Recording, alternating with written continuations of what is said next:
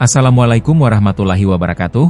Pernahkah Anda membayangkan, di balik perjuangan panjang masyarakat Aceh, ada sumber daya alam yang menjadi rebutan kekuatan besar dunia? Dari hutan lebat hingga gunung-gunung yang tersembunyi, Aceh menyimpan rahasia yang tak terungkapkan, mulai dari tambang emas yang dikuasai Belanda hingga minyak tanah yang mengalir ke luar negeri. Dalam video ini, kita akan menyelami sejarah yang tersembunyi di balik pertambangan Aceh, yang menjadi bagian dari sejarah panjang perjuangan bangsa ini. Sebagai masyarakat Aceh, kita sering mendengar kisah-kisah perjuangan melawan penjajah. Namun, ada sisi lain yang tak kalah penting, yaitu bagaimana kekayaan alam Aceh telah menjadi bagian dari cerita ini. Sumber daya alam yang melimpah, yang bukan hanya menjadi sumber kekayaan, tetapi juga menjadi alat bagi pihak kolonial untuk terus mempertahankan kekuasaannya di tanah kita. Hari ini, mari kita buka kembali lembaran sejarah yang mungkin belum banyak kita ketahui, dan mengungkap bagaimana tanah Aceh menjadi medan perebutan kekayaan. Namun, sebelum kita mulai masuk ke dalam ceritanya, jangan lupa untuk like, komen, share dan subscribe. Serta jangan lupa juga ya, aktifkan lonceng notifikasinya agar Anda tidak ketinggalan video-video menarik lainnya dari Aceh History. Sejak masa lampau yang jauh sebelum bangsa-bangsa modern mencatat sejarahnya sendiri, wilayah Aceh dan sekitarnya telah menjadi bagian penting dari peta perdagangan dan pertambangan global. Bahkan pada abad ketiga sebelum Masehi, tepatnya sekitar tahun 501 sebelum Masehi, seorang ahli geografi Yunani kuno bernama Claudius Ptolemeus telah mencatat dalam karyanya bahwa Pulau Andalas, yang kini kita kenal sebagai Sumatera, telah mendapat sebutan Argi, yang dalam bahasa Yunani berarti negeri perak. Ini bukanlah sebutan sembarangan. Sebutan itu mencerminkan betapa kayanya wilayah ini dengan logam mulia, khususnya perak, dan letaknya disebut-sebut berada di kawasan Samudra Pasai atau yang sekarang dikenal sebagai utara Pulau Sumatera, termasuk wilayah Aceh. Kekayaan sumber daya alam ini tidak hanya menjadi perhatian bangsa-bangsa tetangga di Asia Tenggara, melainkan juga telah menarik minat bangsa-bangsa besar dari Asia Barat hingga Afrika dan Eropa. Salah satu bangsa yang paling awal menjalin hubungan dagang dengan wilayah ini adalah bangsa Phoenicia, para saudagar pemberani dari wilayah Babilonia yang bermukim di kota-kota pelabuhan seperti Sidon dan Tirus di negeri Syam, sekarang Suriah dan Lebanon. Mereka dikenal sebagai pelaut ulung yang menjelajahi samudera luas, menghubungkan pelabuhan-pelabuhan dari Laut Tengah hingga Laut India, dan bahkan menyentuh wilayah Laut Cina. Bangsa Phoenicia bukan sekadar pelaut, mereka adalah pelaku ekonomi global pertama dalam sejarah umat manusia. Mereka memperdagangkan berbagai hasil bumi dari timur ke barat dan sebaliknya. Dari timur, mereka membawa komoditas langka seperti keong penghasil pewarna ungu, yang sangat mahal pada masa itu, garam, kayu cendana, kulit binatang, wol, dan lain-lain. Namun lebih dari itu, yang paling diburu adalah rempah-rempah dan hasil hutan serta tambang dari kawasan Sumatera, termasuk wilayah Aceh. Aceh dan kawasan sekitarnya dikenal sebagai lumbung komoditas strategis. Di antara hasil bumi yang diekspor ke barat, terdapat barang-barang yang tak ternilai harganya pada zaman itu, seperti kapur barus, kemenyan, damar, kayu cendana, sumbu badak, sarang burung, gading, lada, dan nila atau tarum yang digunakan sebagai pewarna tekstil. Banyak dari barang-barang ini digunakan bukan hanya untuk kebutuhan sehari-hari, tetapi juga dalam upacara keagamaan dan prosesi sakral. Misalnya, kapur barus, kemenyan, dan cendana digunakan secara luas dalam praktik pengawetan jenazah oleh bangsa Mesir kuno, sebuah teknologi pengawetan mayat yang disebut conservance middle, yang hanya bisa dilakukan dengan bahan-bahan dari timur. Selain hasil hutan dan pertanian, kekayaan yang paling menakjubkan datang dari perut bumi dan dasar laut: emas, perak, tembaga, timah, besi, minyak tanah, belerang, serta berbagai batu permata seperti nilam, pirus, delima, intan, dan berlian. Semua ini adalah hasil pertambangan yang sangat bernilai tinggi dan menjadi bahan baku penting dalam teknologi dan budaya peradaban kuno. Wilayah pesisir timur Sumatera, termasuk Aceh, menjadi salah satu titik penting dalam jalur perdagangan ini. Mulai dari perairan sekitar Ceylon, kini Sri Lanka, melewati Sumatera, Langkasuka, sekarang Kedah, Malaysia, Kalimantan, Jawa, hingga Laut Cina, semuanya adalah jalur perdagangan dan distribusi hasil tambang dan rempah. Setiap pelabuhan menjadi simpul pertukaran barang, budaya, dan ilmu pengetahuan. Dapat dibayangkan, dalam konteks sejarah peradaban, pertambangan bukan hanya aktivitas ekonomi. Ia adalah fondasi peradaban itu sendiri. Tanpa logam, tak akan ada alat kerja, tak ada koin untuk perdagangan, tak ada perhiasan yang menjadi simbol status, dan tak akan ada kemajuan teknologi dalam bidang maritim dan arsitektur. Dengan demikian, aktivitas pertambangan di Aceh, sejak zaman Ptolemeus hingga era Kerajaan Samudra Pasai, telah menjadikan wilayah ini sebagai bagian integral dari sistem ekonomi dunia kuno. Sejarah mencatat bahwa Sumatera Utara, khususnya wilayah Aceh, adalah pusat kekayaan dan peradaban karena limpahan sumber daya alamnya. Para saudagar dari India, Persia, Arab, bahkan dari Tiongkok, datang berlayar ribuan mil untuk menukar emas dan rempah dengan kain sutra, keramik, dan logam mulia lainnya.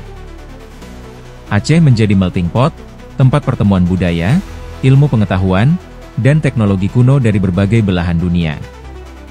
Kini, bukti-bukti dari aktivitas pertambangan kuno ini masih tersisa dalam bentuk toponimi, tradisi lisan, dan artefak yang ditemukan oleh para arkeolog. Nama-nama tempat yang menyiratkan adanya tambang, legenda masyarakat tentang Gunung Emas, hingga cerita rakyat tentang dagang dan pelayaran adalah jejak-jejak sejarah yang mengisyaratkan betapa pentingnya peran Aceh dalam sejarah global. Dengan memahami asal-usul dan kedalaman sejarah pertambangan di Aceh, kita tidak hanya belajar tentang masa lalu, tapi juga menemukan identitas dan potensi masa depan. Sejarah ini menjadi pengingat bahwa kekayaan alam adalah anugerah yang perlu dikelola dengan bijak, karena ia pernah menjadikan bangsa ini disegani dunia. Kekayaan alam wilayah Sumatera Utara, khususnya Aceh, telah dikenal sejak ribuan tahun silam sebagai sumber utama logam dan bahan tambang yang bernilai tinggi. Emas, perak, belerang, dan minyak tanah adalah beberapa hasil tambang yang ditemukan secara khusus di kawasan strategis seperti Perlak, Samudra Pasai, Lamuri, Aceh Besar, Barus, dan Singkil. Tak hanya di Aceh, wilayah barat Sumatera seperti Palembang, pusat kerajaan Sriwijaya, Kerinci, dan Indragiri juga tercatat sebagai daerah penghasil komoditas penting dalam peta perdagangan kuno. Pelabuhan-pelabuhan ini memiliki posisi strategis di sepanjang jalur perdagangan laut kuno yang menghubungkan Samudra Hindia dengan Asia Tenggara. Di antara pelabuhan yang paling sering disinggahi para saudagar bangsa Ponesia, para pelaut dan pedagang cerdas dari Timur Tengah, tercatatlah nama Ceylon, kini Sri Lanka, dan pelabuhan-pelabuhan di utara Sumatera seperti Perlak, Samudra Pasai, Poli, Pidier, dan Lamuri. Letaknya yang berada di jalur langsung antara Laut Arab dan Laut Cina menjadikan wilayah ini simpul utama dalam distribusi komoditas Asia. Namun, sejarah tidak pernah statis.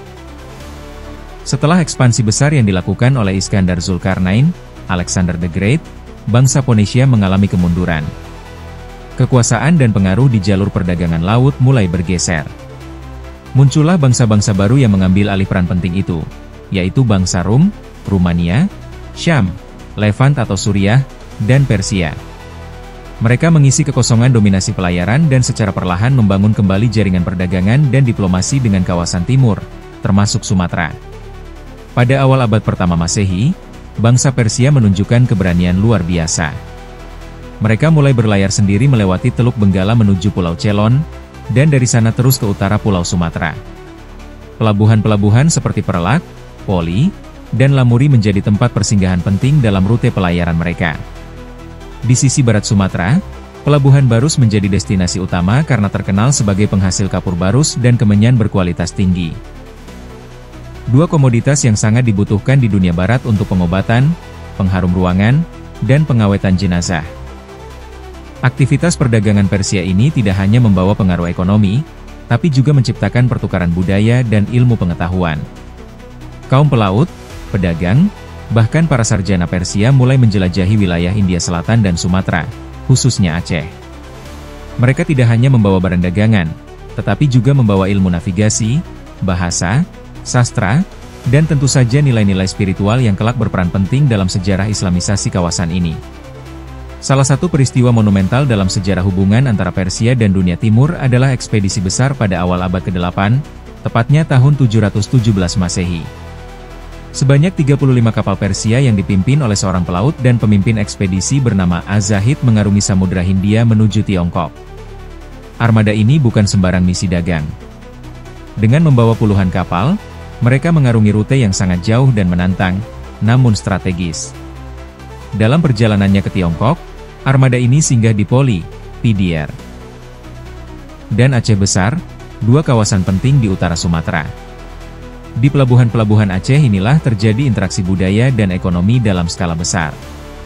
Barang-barang dagangan seperti kapur barus, rempah-rempah, hasil tambang, serta produk-produk khas Aceh lainnya diperdagangkan dan dibawa ke negeri mereka, menjadikan Aceh sebagai salah satu pusat distribusi dan perantara perdagangan antara Asia Tenggara dan dunia luar.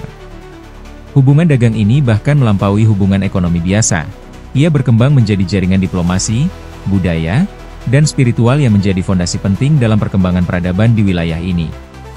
Peristiwa ini membuktikan bahwa Aceh dan sekitarnya bukan sekadar kawasan pinggiran, melainkan merupakan simpul utama dari jaringan perdagangan internasional sejak era klasik. Melalui aktivitas tambang dan pelabuhan, wilayah ini menjadi pintu gerbang pertukaran global. Tak hanya barang, tapi juga ide dan kepercayaan turut mengalir dari pelabuhan-pelabuhan Aceh ke berbagai penjuru dunia.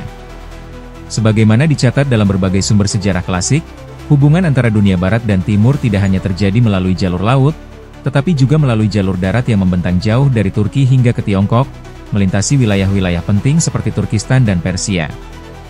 Jalur darat ini, sering disebut jalur sutra, menjadi urat nadi perdagangan dan pertukaran budaya selama berabad-abad.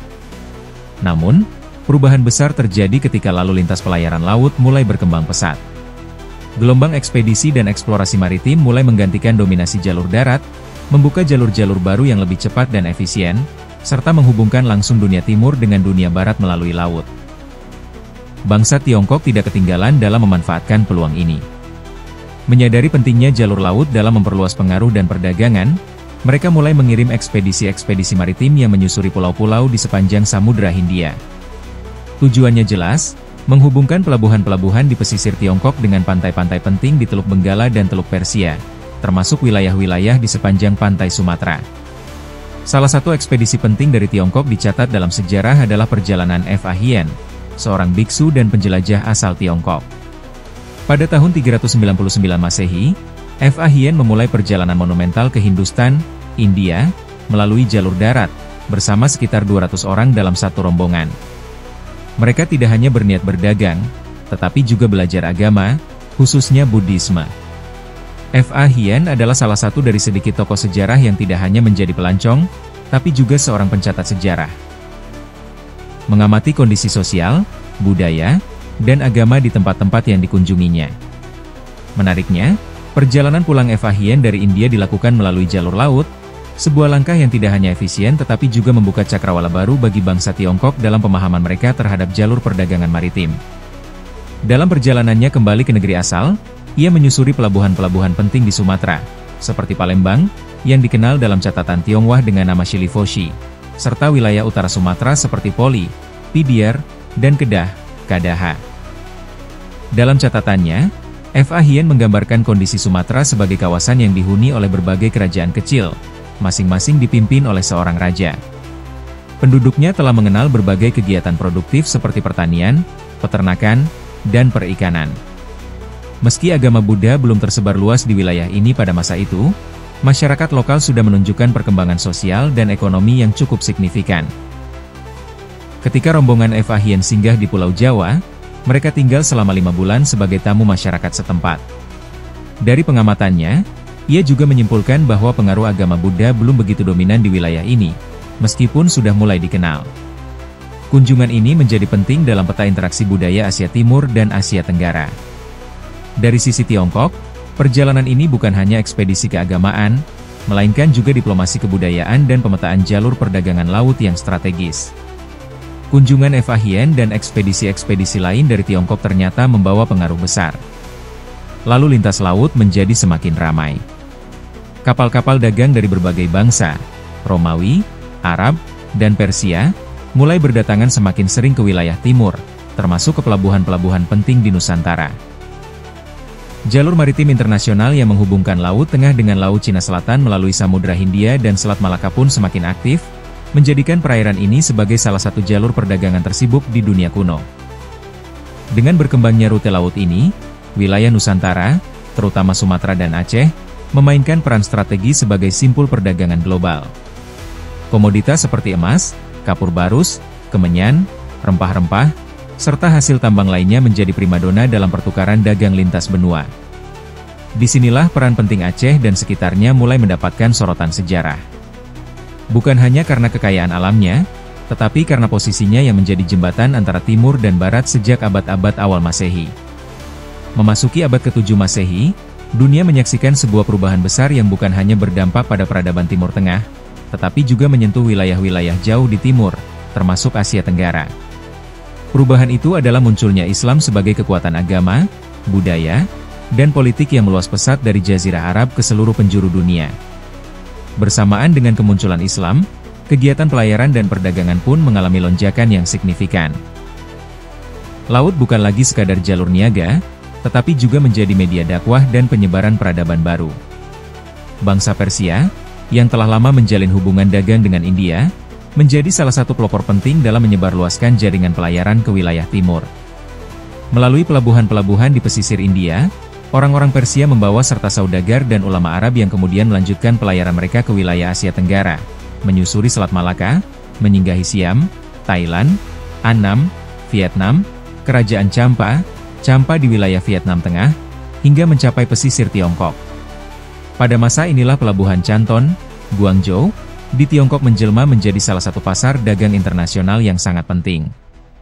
Aktivitas perdagangan di Canton begitu hidup karena menjadi simpul penghubung antara produk-produk Asia Timur dengan komoditas dari Asia Selatan dan Tenggara. Dalam peta pelayaran global saat itu, Sumatera, baik bagian selatan maupun utara, berfungsi sebagai stasiun pemberhentian strategis. Kapal-kapal yang melintasi jalur ini kerap berhenti untuk mengisi logistik, berdagang, dan bertukar budaya serta informasi. Salah satu catatan sejarah penting pada masa ini datang dari musafir dan biksu Tiongkok bernama Ising. Pada tahun 671 Masehi, ia berangkat dari Canton menuju pusat pembelajaran Buddha di Nalanda, India. Dalam perjalanan lautnya, Ising singgah di pelabuhan-pelabuhan di Asia Tenggara, termasuk di wilayah Nusantara. Menariknya, saat pelayaran semacam ini mulai rutin dilakukan, rombongan yang menumpang kapal tidak hanya terdiri dari saudagar, tetapi juga para ulama Islam dari Arab dan Persia. Para ulama inilah yang kemudian menjadi duta-duta awal penyebaran Islam di wilayah Kepulauan Nusantara dan bahkan hingga ke Tiongkok. Momentum penyebaran Islam ini semakin kuat ketika di India berdiri kerajaan-kerajaan Islam, baik di bagian utara maupun selatan, terutama pada abad ke-11 dan 12. Kerajaan-kerajaan tersebut, seperti Delhi Sultanate dan Kesultanan Gujarat, menjalin hubungan erat dengan para penguasa lokal di Sumatera, terutama di wilayah Aceh. Hubungan ini tidak hanya bersifat diplomatik dan dagang, tetapi juga kultural dan religius. Para pelaut dan pedagang India dari Gujarat menjadi pelopor penting dalam penyebaran Islam, menyandingkan syiar keagamaan dengan kegiatan ekonomi. Menariknya, pengaruh budaya Islam ini diterima dengan baik oleh masyarakat lokal, khususnya di bagian utara Sumatera. Islam menawarkan tata nilai dan struktur sosial yang dianggap lebih sesuai dan relevan dengan kehidupan masyarakat pesisir yang terbuka pada dunia luar.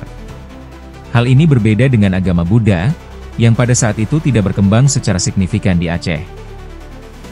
Para biksu dan pendeta Hindu Buddha akhirnya memilih berpindah ke wilayah lain seperti Pulau Jawa, sehingga tidak mengherankan jika peninggalan berupa candi-candi Buddha hampir tidak ditemukan di tanah Aceh. Perubahan budaya dan agama ini juga tercermin dalam penggunaan gelar-gelar resmi dalam sistem kenegaraan. Para raja dan bangsawan Aceh mulai mengadopsi gelar-gelar dari tradisi Persia dan Arab seperti Malik, Shah, dan Sultan, menunjukkan adanya pengaruh mendalam dari peradaban Islam dalam tata pemerintahan dan sosial kemasyarakatan di kawasan ini. Kemajuan pesat dalam bidang pelayaran dan intelektual juga tercermin dari aktivitas pelaut-pelaut Aceh. Para nahkoda dari Perlak dan Samudra Pasai tidak hanya menjadi perantara perdagangan lokal, melainkan telah mampu mengarungi lautan lepas ke berbagai penjuru dunia. Mereka berani menempuh pelayaran panjang hingga mencapai pesisir Afrika Timur seperti Madagaskar dan Laut Merah, serta ke arah timur jauh hingga ke Laut Cina dan wilayah Makassar di Sulawesi. Kemampuan pelayaran ini tentu tidak lepas dari pengetahuan navigasi dan teknologi maritim yang mereka peroleh dari para pelaut Persia dan Gujarat. Sementara itu, bandar-bandar seperti Kedah, Kadaha, di Semenanjung Malaya menjadi titik penting dalam sistem perdagangan internasional ini. Pelabuhan-pelabuhan tersebut menjadi tempat pertukaran barang-barang niaga secara barter, di mana rempah-rempah, emas, kapur barus, kain, dan logam mulia ditukar dengan produk-produk dari India, Timur Tengah, dan Tiongkok. Keseluruhan proses ini menunjukkan bagaimana Aceh, khususnya di bagian utara Sumatera, memainkan peran vital dalam peta dunia kuno. Tidak hanya sebagai sumber komoditas yang sangat bernilai, tetapi juga sebagai simpul strategis dari aliran ilmu, budaya, dan agama. Aceh bukan hanya gerbang masuknya Islam ke Nusantara, melainkan juga pusat lahirnya generasi pelaut dan intelektual Muslim yang mewarnai jalur perdagangan dan dakwah Islam di seluruh Asia. Di antara berbagai komoditas yang menjadi primadona dalam perdagangan lintas samudera di masa lalu, emas urai menempati posisi istimewa. Emas ini bukan hanya bernilai tinggi sebagai perhiasan atau alat tukar, tetapi juga dijadikan standar mata uang dalam transaksi dagang oleh berbagai bangsa. Sumatera, khususnya bagian utara, dikenal sebagai salah satu sumber utama emas urai yang banyak ditemukan di aliran-aliran sungainya. Daerah-daerah seperti Samudra Pasai, Poli, Pidier, serta wilayah tengah dan selatan Sumatera termasuk Sriwijaya dan Palembang, menjadi lokasi tambang-tambang emas alamiah yang penting. Seiring dengan semakin majunya jalur pelayaran dan perdagangan internasional, kegiatan pertambangan pun berkembang pesat. Dari barat, bangsa Persia, Yunani, Grek, dan Arab dari Syria mulai aktif dalam perdagangan lintas benua.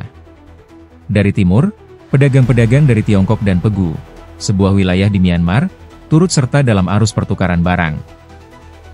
Selain rempah-rempah dan lada, marica, komoditas unggulan lainnya adalah emas dan sarang burung yang memiliki nilai tinggi di pasar internasional.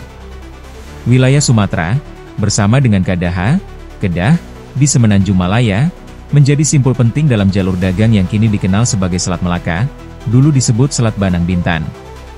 Sebelum kemunculan kota dagang besar seperti Melaka, peran penting dalam perdagangan regional sudah dipegang oleh Sriwijaya di Palembang, Kadaha di utara, serta Haru, Perlak, dan Poli, Pidier, di Sumatera bagian utara. Kawasan-kawasan ini sudah ramai didatangi oleh pedagang dari Persia dan Arab. Bahkan di pasar-pasar lokal, banyak ditemukan pedagang kecil dari India, khususnya dari kawasan Malabar dan Madras. Menariknya, di balik aktivitas perdagangan yang padat, terdapat juga interaksi budaya dan teknologi yang mengubah cara hidup masyarakat lokal. Orang-orang Persia dan Yunani dikenal sebagai ahli-ahli pertambangan yang memiliki pengetahuan maju dalam teknik eksplorasi dan pengolahan emas. Para sarjana tambang dari kedua bangsa ini tidak hanya berdagang, tetapi juga membagikan ilmunya kepada masyarakat setempat. Mereka mengajarkan teknik menambang dan mengolah emas dari sungai-sungai yang kaya mineral, sehingga masyarakat Sumatera mulai mampu memanfaatkan sumber daya alam mereka dengan lebih efisien. Salah satu negeri yang pertama dikenal oleh bangsa Persia karena potensi tambangnya adalah Perlak. Daerah ini memiliki sungai atau alur yang mengandung emas, dan hingga kini masih dikenal dengan nama-nama yang mencerminkan warisan sejarah itu. Misalnya, Alur Mas, atau dalam bahasa Aceh dikenal sebagai Alue Meuih, menandakan tempat-tempat di mana emas pernah ditemukan dalam jumlah signifikan. Lokasinya tidak jauh dari bekas pusat pemerintahan Kerajaan Perlak. Bekas kota Perlak ini dikenal sebagai Paja Meoligue, yang dalam bahasa Aceh berarti Paja Mahligai, mengacu pada kediaman megah atau istana raja. Kota ini dulu terletak di tepi Laut Besar, sebuah posisi strategis dalam jalur pelayaran dan perdagangan. Nama pasar utamanya adalah Bandar Khalifah, yang jelas menunjukkan pengaruh Arab atau Persia. Khalifah merupakan istilah dalam bahasa Arab yang juga digunakan dalam konteks kepemimpinan Islam, menandakan bahwa kawasan ini sejak dini sudah bersentuhan dengan peradaban Islam. Selain tambang emas, kawasan sekitar bekas istana Kerajaan Perlak juga dikenal sebagai daerah yang memiliki cadangan minyak tanah. Keberadaan telaga-telaga minyak ini memperkuat kesan bahwa wilayah ini memang sangat kaya akan sumber daya alam. Sayangnya, sejarah Kerajaan Perlak baru diketahui secara samar-samar hingga abad ke-11, dan belum terlalu terdokumentasi secara luas. Nama Perlak dan kejayaannya baru benar-benar mulai terdengar luas setelah kedatangan penjelajah terkenal asal Venesia, Marco Polo, pada tahun 1292 Masehi. Saat itu, Samudra Pasai sebagai kerajaan penerus Perlak baru saja berdiri dan mulai dikenal dunia. Marco Polo mencatat keberadaan kerajaan-kerajaan Islam di pesisir utara Sumatera, yang sudah menjalin hubungan dagang dan diplomatik dengan dunia luar, khususnya Timur Tengah dan India. Penemuan-penemuan ini membuka wawasan baru tentang bagaimana jalur perdagangan bukan hanya sarana pertukaran barang, tetapi juga menjadi jembatan bagi pertukaran ilmu pengetahuan, teknologi, dan agama. Tambang-tambang emas di Aceh tidak hanya menjadi pusat ekonomi, tetapi juga saksi bisu dari pertemuan lintas budaya antara dunia Islam, India, Persia, Yunani, dan Tiongkok. Dan dari sinilah, Lahir generasi-generasi baru Aceh yang bukan hanya pandai berdagang, tetapi juga terampil dalam teknologi tambang, ilmu pelayaran, dan diplomasi antar bangsa. Seperti yang telah diketahui dalam catatan sejarah, Sultan pertama dari Kerajaan Samudra Pasai adalah Sultan Malik Al-Saleh, seorang tokoh penting yang sempat dikunjungi oleh penjelajah dunia terkenal, Marco Polo, pada tahun 1292 Masehi. Kunjungan ini bukan hanya mencatat eksistensi kerajaan Islam pertama di Nusantara, tetapi juga memberi gambaran bahwa Samudra Pasai telah menjadi pusat perdagangan dan peradaban yang menonjol di pesisir utara Sumatera pada saat itu. Setelah kerajaan ini berdiri secara resmi, pembangunan infrastruktur ekonomi pun dimulai. Salah satunya adalah pendirian tambang emas. Lokasinya berada di hulu Sungai Pasai, tepat di atas kampung yang hingga kini dikenal dengan nama Kampung Perak, sebuah nama yang sendiri mengandung makna kemakmuran dan kekayaan logam mulia. Tambang ini bukan dikerjakan oleh sembarang orang, melainkan oleh para sarjana pertambangan dari Persia yang sudah memiliki pengalaman dan pengetahuan tinggi dalam bidang eksplorasi emas. Fakta ini sekaligus menunjukkan bahwa Samudra Pasai sejak awal sudah menjalin kerja sama erat dengan dunia Islam dari luar Nusantara, baik dalam perdagangan, ilmu pengetahuan, maupun kebudayaan. Bahwa negeri Pasai memiliki kandungan emas yang signifikan tidak hanya diketahui melalui bukti fisik dan arkeologis, tetapi juga hidup dalam memori kolektif masyarakat melalui kisah-kisah sejarah dan dongeng rakyat. Salah satu cerita yang paling populer adalah kisah Merasilu, sosok asli Sultan Malik Al-Saleh sebelum ia diangkat sebagai raja dan memeluk Islam. Kisah ini tercatat dalam naskah-naskah sejarah Melayu, seperti yang ditulis oleh Abdullah bin Abdul Qadir Munsyi. Menurut legenda, sebelum menjadi sultan, Merasilu adalah seorang nelayan sederhana. Setiap hari ia menangkap ikan menggunakan alat tradisional yang disebut lukah. Suatu hari, ketika memeriksa lukahnya, alih-alih mendapati ikan, ia malah menemukan banyak cacing di dalamnya. Karena kesal, cacing-cacing itu kemudian direbus. Namun, betapa terkejutnya Merasilu ketika mendapati bahwa cacing-cacing yang direbus itu telah berubah menjadi emas urai, butiran emas murni yang sangat berharga.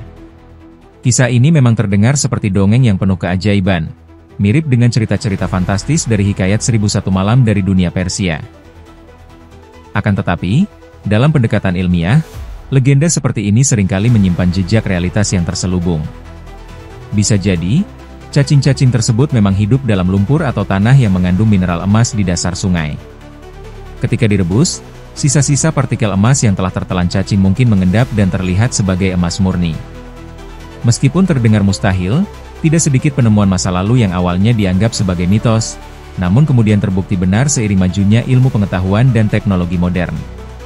Kemungkinan lain yang juga logis adalah bahwa pada saat Merasilu menahan lukah di Sungai Peusangan, terjadi banjir besar. Air bah yang datang membawa serta lumpur dan material dari hulu, termasuk tanah yang kaya kandungan logam. Cacing-cacing yang terperangkap dalam lukah pun ikut terbawa lumpur, dan ketika direbus, emas yang tercampur dalam tubuh atau tanah di sekitar cacing itu pun ikut terbawa keluar. Meskipun kita tidak dapat memastikan kebenaran kisah ini secara ilmiah, namun ia mencerminkan satu hal penting. Masyarakat masa itu sudah mengenali sungai-sungai di Pasai sebagai sumber emas.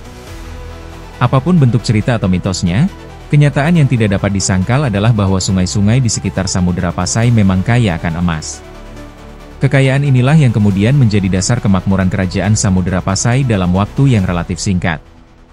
Dengan sumber daya alam yang melimpah dan didukung oleh akses langsung ke jalur perdagangan internasional, Pasai tumbuh menjadi pusat kekuatan politik, ekonomi, dan keagamaan yang disegani di Asia Tenggara. Jadi, apakah kisah cacing menjadi emas itu hanya legenda atau cerminan dari proses alami yang belum dipahami sepenuhnya? Tetaplah menjadi bagian dari narasi yang memperkaya sejarah Nusantara. Di balik cerita itu tersimpan fakta bahwa emas di Sungai Pasai benar-benar nyata dan telah menjadi salah satu pondasi kejayaan kerajaan Islam pertama di Nusantara. Seiring waktu, emas tersebut bukan hanya menjadi simbol kekayaan, tetapi juga membuka jalan bagi masuknya Islam, ilmu pengetahuan, dan peradaban dari Timur Tengah dan Asia Selatan ke jantung Kepulauan Melayu. Karena kerajaan Samudra Pasai memiliki kekayaan emas yang melimpah, maka tidak mengherankan jika Sultan Malik Al-Saleh menjadi satu-satunya raja pada masanya yang memprakarsai penggunaan alat tukar berbasis emas. Inilah awal mula dicetaknya mata uang emas yang dikenal dengan nama Dirham Emas Pasai, Pasaische Gouden Munten. Keputusan ini bukan hanya mencerminkan kekayaan sumber daya alam yang dimiliki Pasai, tetapi juga memperlihatkan tingkat kemajuan ekonomi dan tata kelola keuangan kerajaan tersebut. Tradisi ini kemudian dilanjutkan oleh para penerusnya seperti Sultan Ahmad Al-Malikul Adil, Sultan Zainal Abidin Bahyansyah, hingga Ratu Buhayyah. Keempat penguasa ini memperkuat legitimasi dan otoritas kerajaan dengan terus mencetak mata uang emas sebagai alat pertukaran resmi. Pada saat yang sama, raja-raja di wilayah lain di Nusantara masih menggunakan bahan-bahan seperti kulit dan logam timah sebagai alat tukar, sebuah bukti nyata bahwa Samudra Pasai telah melangkah lebih maju dalam sistem ekonominya dibandingkan kerajaan-kerajaan lain di sekitarnya. Pencetakan dirham emas pun terus berlanjut bahkan hingga zaman Kerajaan Aceh Darussalam. Pada masa pemerintahan Ratu Syafiatuddin Syah tahun 1641 hingga 1675, salah satu ratu paling terkenal dalam sejarah Aceh, tradisi ini tetap dilestarikan.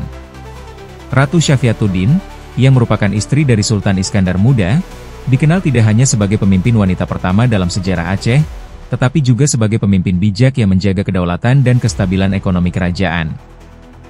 Tak hanya mempertahankan mata uang emas, Ratu Syafiatuddin juga berperan dalam membangun kembali tambang-tambang emas yang selama ini menjadi tulang punggung ekonomi. Salah satu proyek besar pada masanya adalah pembukaan kembali tambang emas di daerah Geumpang, Pidi. Tambang ini terletak di sepanjang Sungai Geumpang, tidak jauh dari Tangsel, kira-kira 100 km dari kota Sigli, di tengah belantara hutan lebat.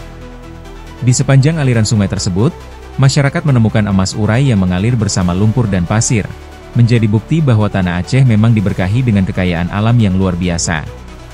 Sama seperti wilayah-wilayah lainnya di Sumatera Barat, sungai-sungai di Geumpang membuktikan betapa suburnya tanah Aceh sebagai sumber emas urai. Bahkan dalam catatan perdagangan masa itu, emas menjadi komoditas yang nilainya hampir menyamai lada atau merica, dua rempah-rempah yang terkenal sebagai primadona perdagangan dunia pada abad pertengahan. Kejayaan emas Aceh bahkan menarik perhatian Belanda melalui organisasi dagangnya yang terkenal, yaitu VOC, Verenigde Oostische Compagnie. VOC mencoba mengambil keuntungan dari situasi ini dengan menjadi penyelundup emas urai yang dibeli langsung dari masyarakat Aceh secara ilegal. Emas-emas tersebut kemudian diselundupkan ke Batavia, sekarang Jakarta, tanpa seizin ratu yang berkuasa di Aceh saat itu. VOC bahkan mencoba mendesak agar diberikan hak monopoli atas perdagangan emas urai di Aceh, seperti yang mereka lakukan terhadap rempah-rempah di Maluku. Namun, Ratu Syafiatuddin tetap teguh pada prinsipnya, mempertahankan perdagangan bebas dan menjalin hubungan dagang dengan berbagai pihak seperti Inggris, India, Persia, Arab, dan Tionghoa. Dalam pandangannya, perdagangan tidak boleh dimonopoli oleh satu bangsa saja.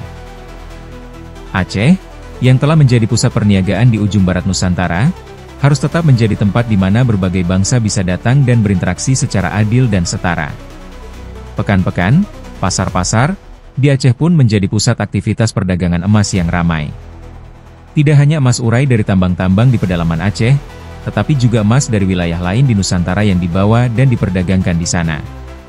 Aceh pun semakin memperkuat posisinya sebagai simpul ekonomi dan perdagangan dunia timur, menjembatani arus barang, budaya, dan agama dari Timur Tengah, India, dan Tiongkok ke wilayah-wilayah lain di Asia Tenggara.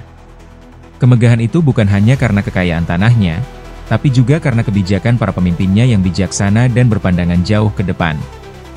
Mereka sadar bahwa kekuasaan bukan hanya soal wilayah, tetapi juga soal mengelola sumber daya dengan adil, menjaga kedaulatan, dan membuka diri terhadap dunia luar, tanpa kehilangan jati diri bangsa sendiri. Perdagangan emas yang semakin berkembang dan kebijakan perdagangan bebas yang dijalankan oleh Kesultanan Aceh rupanya menjadi duri dalam daging bagi kepentingan kolonial Belanda. VOC, yang berambisi menguasai semua jalur perdagangan di Asia Tenggara, merasa terganggu dengan kemerdekaan Aceh dalam mengatur perdagangan emasnya. Dalam upaya mengakhiri dominasi Aceh atas jalur perdagangan emas, VOC mulai menyusun siasat dengan cara licik, menggunakan kepala-kepala negeri di Sumatera Barat sebagai maklar mereka untuk menyusupkan pengaruh dan mengontrol perdagangan dari dalam. Namun, upaya ini tidak berjalan mulus. Panglima-panglima Aceh yang ditempatkan di wilayah Sumatera Barat menyadari tipu muslihat tersebut. Mereka menolak dengan tegas dominasi Belanda dan segera mengambil langkah perlawanan. Serangan terhadap benteng-benteng Belanda di Sumatera Barat pun dilancarkan, termasuk perampasan kapal-kapal Belanda yang kedapatan mengangkut emas secara ilegal. Perlawanan ini bukan hanya menunjukkan ketegasan Aceh dalam menjaga kedaulatan ekonominya, tetapi juga menjadi sinyal bahwa Aceh tidak akan tunduk pada monopoli yang ingin diberlakukan oleh kekuatan asing. Ratu Tajul Alam, sebagai pemimpin yang bijak dan berani, tidak tinggal diam. Ia mengirim delegasi resmi ke Batavia untuk menghadap Gubernur Jenderal Belanda. Tujuannya jelas, mengecam sikap Presiden Belanda yang telah melakukan tindakan subversif di Sumatera Barat. Tindakan ratu ini memperlihatkan sikap diplomatis Aceh yang tetap elegan dalam menghadapi ancaman kolonial, namun tetap tegas dalam menjaga kehormatan dan kedaulatan wilayahnya. Sementara itu, di pihak Belanda, tindakan Panglima-Panglima Aceh menimbulkan kepanikan. Presiden Belanda yang bertugas di Sumatera Barat, Groenewegen, menghadapi tekanan luar biasa karena kebijakan dan aksinya yang gegabah. Terdesak oleh situasi yang semakin memburuk, Groenewegen mengalami tekanan darah tinggi yang berujung pada kematiannya. Ini menjadi simbol bahwa kekuatan kolonial pun tak sanggup menghadapi konsistensi perjuangan dan kecerdikan strategi para pemimpin Aceh. Memasuki masa pemerintahan Sultan Jamalul Alam antara tahun 1711 hingga 1735, pertambangan emas terus dikembangkan. Lokasi baru dibuka di sebelah barat Aceh, tepatnya di hulu Sungai Meulaboh, sebuah daerah yang sekarang dikenal sebagai Tutut. Emas dari tambang ini kemudian dikirim ke Bandar Aceh untuk diperjualbelikan, memperkuat posisi Aceh sebagai pusat perdagangan emas di kawasan tersebut. Namun, seiring berjalannya waktu dan perubahan geopolitik di kawasan Selat Melaka, muncullah bandar dagang baru, Pulau Pinang, Penang. Pada masa pemerintahan Sultan Johar Alam Shah antara tahun 1802 hingga 1830, pergeseran jalur dagang mulai terjadi. Perdagangan emas Aceh yang sebelumnya terpusat di Bandar Aceh perlahan berpindah ke Penang, yang saat itu tengah berkembang pesat sebagai pelabuhan perdagangan internasional. Penang menjadi pintu gerbang baru bagi emas Aceh untuk menembus pasar dunia, menjalin jaringan dagang dengan pedagang dari Inggris, India, Tionghoa, hingga Timur Tengah. Namun, kejayaan ini tidak berlangsung lama. Ketika Belanda melancarkan serangan besar ke Aceh pada tahun 1873, semuanya berubah. Peperangan yang meletus antara Kesultanan Aceh dan pasukan kolonial Belanda mengakibatkan terhentinya seluruh aktivitas pertambangan. Rakyat Aceh yang sebelumnya terlibat dalam kegiatan ekonomi dan perdagangan, kini mengangkat senjata dan masuk ke hutan, bergerilya mempertahankan tanah air mereka. Dalam masa-masa sulit itu, hutan-hutan dan pegunungan yang dahulu menjadi tempat kegiatan pertambangan emas, berubah menjadi medan perang dan basis pertahanan gerilyawan Aceh. Belanda, meskipun secara militer lebih unggul, tidak pernah benar-benar berani membuka kembali tambang-tambang emas tersebut karena mereka tahu bahwa wilayah itu dikuasai oleh para pejuang Aceh. Bagi rakyat Aceh, tanah, hutan, dan emas bukan hanya sumber penghidupan, tetapi juga simbol kedaulatan yang harus dipertahankan sampai titik darah penghabisan. Dengan demikian, sejarah tambang emas Aceh bukan sekadar catatan tentang kekayaan alam, melainkan juga kisah tentang perlawanan, diplomasi, dan semangat mempertahankan kemerdekaan dari cengkaman penjajah. Dari sungai-sungai yang mengalirkan emas hingga darah para syuhada yang tumpah di medan tempur, semuanya menjadi bagian dari warisan sejarah Aceh yang tak ternilai. Setelah masa penjajahan Belanda dan masa-masa sulit dalam perang kemerdekaan, tambang emas yang pernah jaya di masa Kesultanan Aceh perlahan mulai mendapat perhatian kembali. Barulah pada tahun 1958, wilayah Meulaboh, khususnya daerah Tutut, kembali dibuka untuk kegiatan pertambangan emas. Perusahaan yang mengelola tambang ini adalah Maatschap Pijmas Marsman, sebuah perusahaan yang sebelumnya telah berpengalaman dalam bidang pertambangan di Hindia Belanda. Kegiatan pertambangan di Tutut ini terus berlangsung bahkan hingga masa pendudukan Jepang di Indonesia. Namun, sejarah berulang menunjukkan bahwa kekayaan alam Aceh seringkali terhambat oleh gejolak politik dan perjuangan kemerdekaan. Ketika Revolusi Republik Indonesia pecah pada tahun 1945, kegiatan perusahaan tambang ini terpaksa dihentikan. Rakyat kembali memusatkan perhatian pada perjuangan mempertahankan kemerdekaan, dan tambang-tambang yang dahulu menggeliat pun terdiam kembali. Tidak hanya tambang emas, Aceh juga menyimpan kekayaan alam lain yang tak kalah penting, minyak tanah. Catatan sejarah menunjukkan bahwa sejak abad ke-14, wilayah Perlak sudah dikenal memiliki sumur-sumur minyak tanah. Di masa lalu, minyak ini tidak hanya digunakan untuk keperluan penerangan seperti pelita dan lampu, tetapi juga sebagai bahan penyala api dalam peperangan serta untuk keperluan pengobatan tradisional. Menariknya, pada masa ekspansi Majapahit ke wilayah Barat Nusantara, minyak tanah dari Perlak diduga turut digunakan sebagai senjata untuk membakar kapal atau perahu perang musuh. Bukti ini menunjukkan bahwa pemanfaatan minyak sebagai bagian dari strategi militer telah dikenal jauh sebelum era industri modern. Selain itu, Minyak ini juga diekspor ke berbagai negeri jauh oleh para pedagang Persia dan Arab yang telah lama memiliki hubungan dagang dengan Aceh. Ketika Belanda menyerang Aceh dan berhasil mendarat di Perlak, seorang kapten bernama Cholijin menemukan hal yang tak disangka-sangka. Ia melihat bahwa masyarakat setempat telah lama menggunakan minyak dari sumur-sumur tradisional di Rantau Panjang, yang terletak di atas Perlak. Penduduk kampung menimba minyak tersebut dengan menggunakan timba dari upih pinang, yang kemudian dituangkan ke dalam bambu atau pacok sebagai wadah. Minyak ini kemudian digunakan untuk bahan penerangan dan keperluan sehari-hari lainnya. Penemuan Cholijin tersebut segera dilaporkan kepada pemerintah kolonial dan juga dimanfaatkan secara pribadi. Ia menjual informasi tersebut kepada sebuah perusahaan minyak tanah. Maka, pada tahun 1897, berdirilah Holland Perlak Petroleum Maatschappij yang mendapatkan konsesi di daerah Alur Mas, kini dikenal sebagai Alue Meuwih, untuk memulai eksploitasi minyak tanah secara lebih sistematis.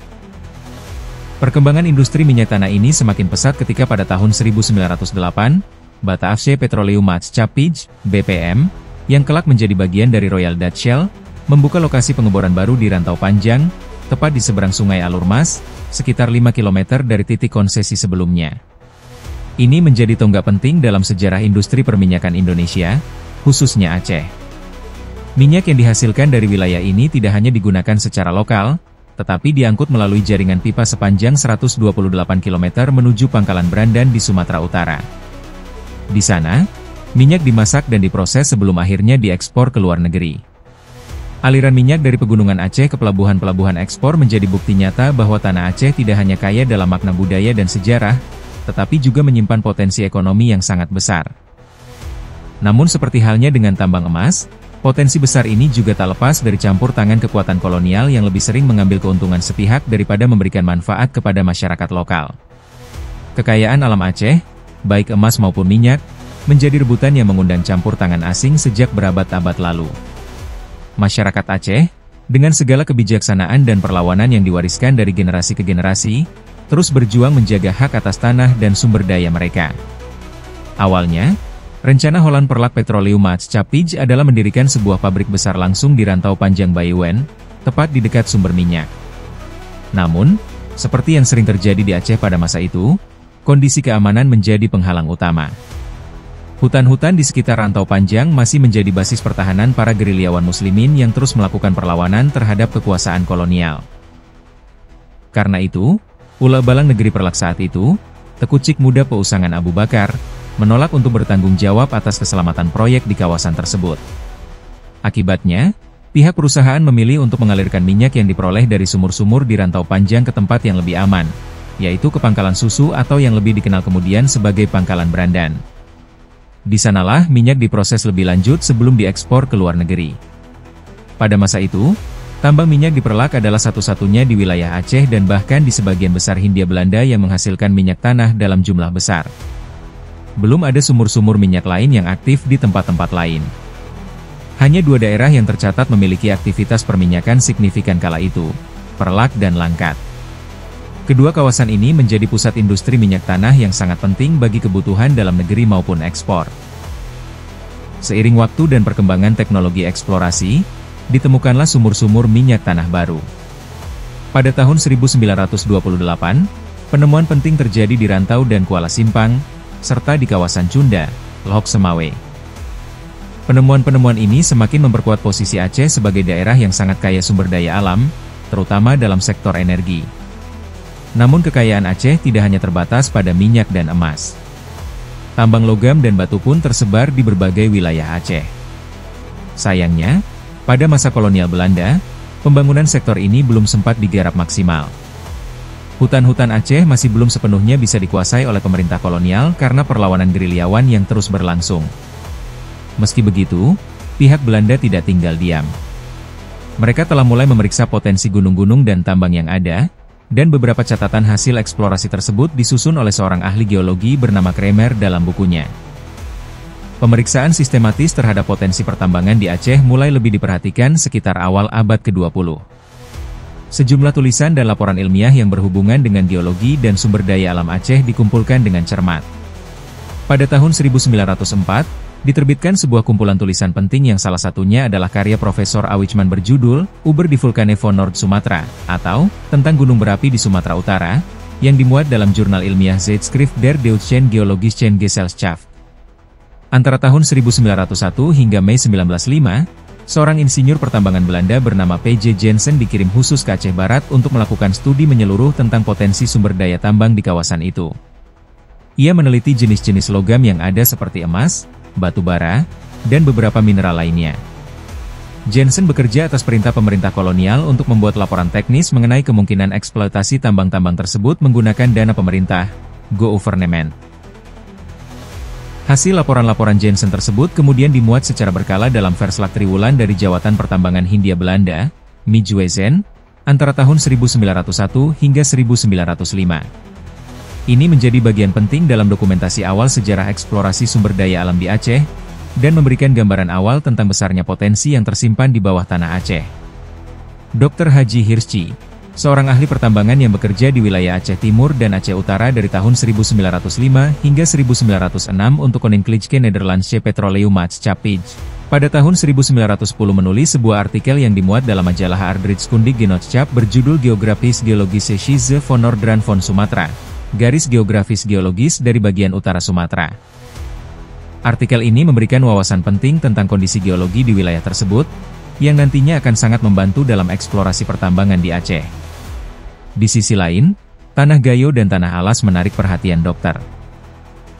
Wilhelm Volz, seorang ilmuwan asal Jerman yang bekerja atas perintah Königliche Preußische Akademie der Wissenschaften, Akademi Ilmu Pengetahuan Prusia, di Berlin pada tahun 1904 hingga 1906. Dalam perjalanan ekspedisinya, yang dikawal oleh tentara, Volz melakukan pemeriksaan terhadap pegunungan dan gunung berapi di Pulau Sumatera, termasuk tanah Gayo dan tanah alas. Sebelumnya, ia telah melakukan penelitian serupa di tanah Batak. Volz memulai penelitiannya pada tanggal 15 Oktober hingga 16 November 1904, menjelajahi pantai utara Aceh hingga Laut Tawar. Perjalanan dilanjutkan dengan mengelilingi lembah Peusangan dari 18 Oktober hingga 19 Desember 1905. Ia juga melanjutkan perjalanan ke tanah Gayo dan tanah alas, serta menyeberang ke Sumatera dengan melewati Bukit Barisan menuju Blang Pidi dan Susoh di pantai Aceh Barat Selatan, dari 25 Januari hingga 26 Februari 1906. Selama perjalanan ini, ia juga menyempatkan diri untuk mengunjungi daerah Aceh Besar dan memeriksa Gunung Seulawah, yang dikenal juga sebagai Goudenberry. Hasil penelitian yang dilakukan oleh Volz ini dipublikasikan dalam bukunya yang kedua mengenai Sumatera, yang diterbitkan pada tahun 1912. Meskipun tidak semua orang sepakat dengan pendapat Volz, ia tetap diakui sebagai tokoh yang membuka jalan bagi penelitian lebih lanjut mengenai pedalaman Aceh yang masih sangat terjaga dan penuh tantangan, serta menginspirasi peneliti lainnya untuk melanjutkan eksplorasi di wilayah tersebut.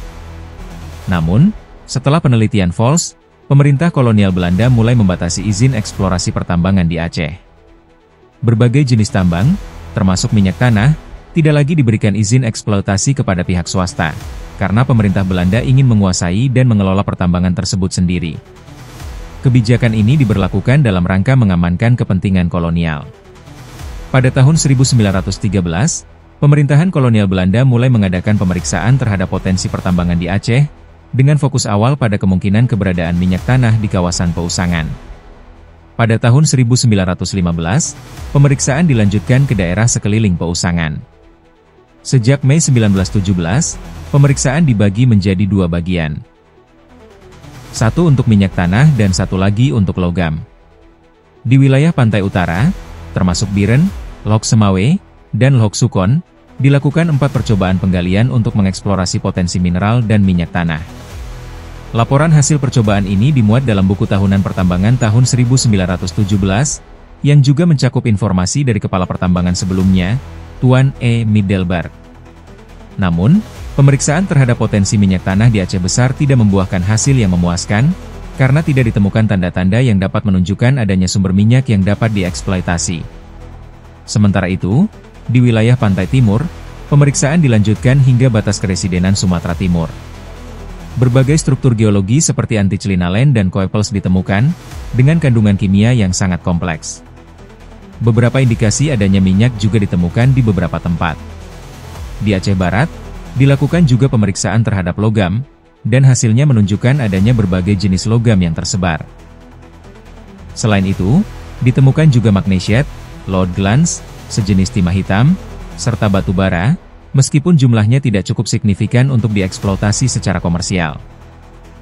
Gunung-gunung di Aceh, menurut hasil penelitian, termasuk dalam Eau de Leyen, formasi batuan tua, yang terdiri dari berbagai jenis batuan metamorfe. Beberapa jenis batuan yang ditemukan antara lain: 1. Kleististen yang berkilat, quartz lenzen, lens batu kuarsa, dan berbagai jenis kuartsiat. 2. Kieselien merah dan biru tua serta hornsteen, batu keras yang bersifat silikat. 3. Elorit dan serpentinschisten, batuan metamorf yang kaya akan mineral klorit dan serpentinit. 4. Batuan metamorfe seperti micaschisten, gneisen, quartziatschisten, chiatolietschisten, hornrotsen, kristalligne, micakalkstein, dan marmar. Beberapa batuan ini ditemukan di berbagai pegunungan, dan menurut para ahli, mereka merupakan bagian dari formasi geologi tertua yang ada di kawasan tersebut. Ada juga yang menyatakan bahwa Kleististen atau Kieselien adalah bagian termuda dari Eau de Leyen, meskipun di beberapa lokasi batuan ini tidak mengandung fosil atau tanda-tanda kehidupan yang dapat digunakan untuk menentukan usia geologisnya. Penemuan ini memberikan gambaran yang lebih jelas tentang potensi sumber daya alam Aceh, meskipun eksploitasinya terbatas oleh kondisi geologi yang kompleks dan perlawanan masyarakat Aceh terhadap kolonialisme. Sejarah pertambangan Aceh bukan hanya tentang kekayaan alam yang ditemukan, tapi juga tentang perjuangan yang tak pernah berhenti. Dari tambang emas hingga minyak tanah, setiap jejak yang ditemukan di tanah Aceh menceritakan kisah yang lebih besar dari sekadar sumber daya alam. Ini adalah bagian dari sejarah yang telah membentuk kita, dan yang harus kita kenal agar lebih menghargai tanah dan perjuangan nenek moyang kita. Kita mungkin tidak dapat mengubah masa lalu, tetapi dengan memahami sejarah pertambangan Aceh, kita dapat lebih menghargai betapa pentingnya menjaga dan melestarikan kekayaan alam yang ada. Mari kita terus belajar dari sejarah agar kita dapat berperan lebih besar dalam menjaga tanah air kita, seperti yang dilakukan oleh para pendahulu kita. Terima kasih telah menonton video ini. Jika Anda merasa terinspirasi dan penasaran untuk menggali lebih dalam, jangan lupa untuk like, komen, share dan subscribe. Serta nyalakan lonceng notifikasinya agar Anda tidak ketinggalan video-video terbaru dari Aceh History. Mari kita teruskan perjalanan pengetahuan ini bersama, agar lebih banyak orang yang bisa belajar dari sejarah yang penuh misteri ini. Sampai jumpa di video berikutnya. Wassalamualaikum warahmatullahi wabarakatuh.